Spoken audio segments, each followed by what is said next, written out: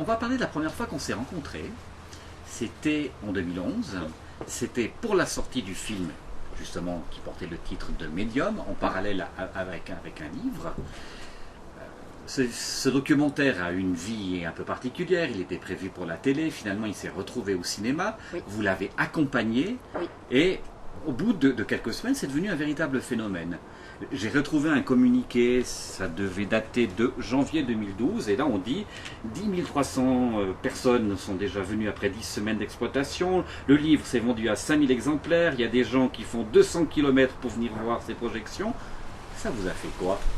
Ça fait drôle, hein, parce que moi j'adore ma matière, et puis à l'époque où ce film est sorti, j'étais déjà complètement à l'aise pour expliquer mon métier.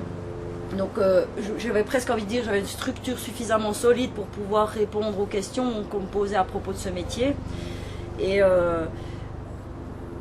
je sens, et ben voilà, peut-être mon côté chamanique sent cette énergie de la terre qui change avec les gens qui sont dessus, une envie de revenir un peu à la source et tout ça. Et je trouvais que c'était le bon moment pour le faire.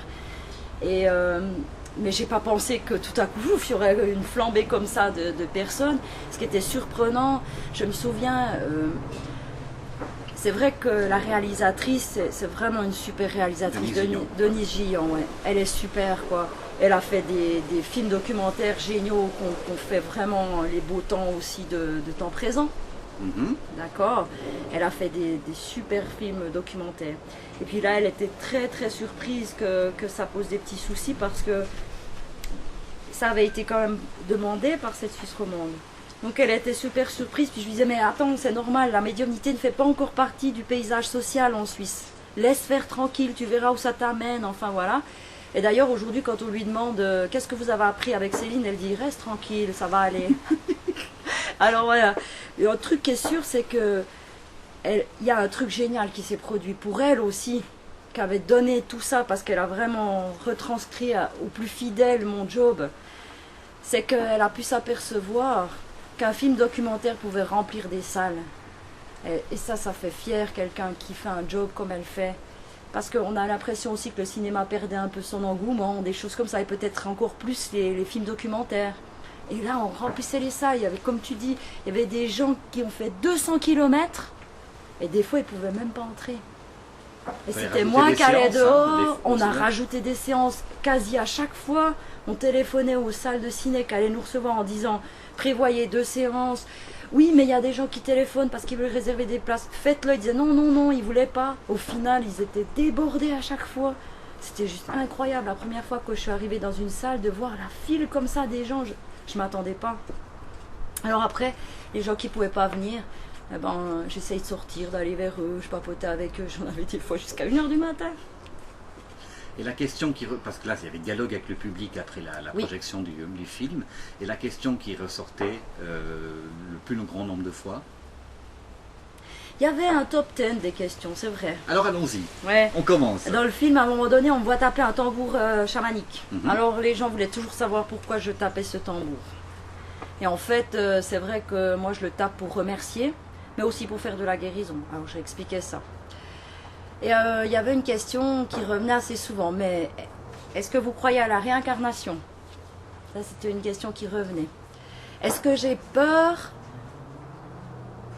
de moi le jour où je devrais partir dans le monde spirituel, puisque je les ai tellement chicanées, ces personnes dans le monde spirituel? Ça, c'était une question qui revenait aussi.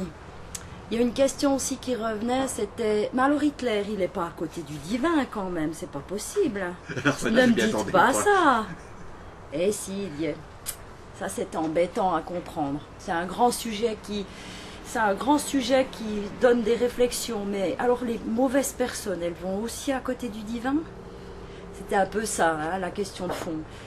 Il y avait aussi des personnes qui... C'était très chouette, c'était même chou, je veux dire, à voir. C'était ces personnes qui sentent eux-mêmes avoir des compétences. Puis, ils commençaient par une question. Mais qu'est-ce que vous pensez de ci? Qu'est-ce que vous pensez de ça? Puis, au bout de 3/4 d'heure, ils me disaient oui, mais moi je ressens ça. Ils arrivaient vraiment au fait au bout de 3 questions, et c'était très chouette, quoi. Beaucoup de personnes qui, je pense, se sont dit ah, mais finalement je suis peut-être pas si fou que ça ou si folle que ça. Vous avez besoin d'être rassuré? Ouais, beaucoup. Et puis je pense que ce qui a le plus plu, qui revenait aussi peut-être c'était pas une question, mais dans les affirmations en tout cas, c'était qu'ils étaient contents que ce thème, comme il était traité là, n'attisait pas la peur ou n'attisait pas des choses qui, au contraire, ça apaisait toutes ces fausses croyances qu'on peut avoir, qui ont été diffusées par la science et par les religions, quelles qu'elles soient. J'ai absolument rien ni contre l'un ni contre l'autre, hein, mais c'est vrai que ça diffuse quand même des façons de penser qui peuvent être des fois rigides.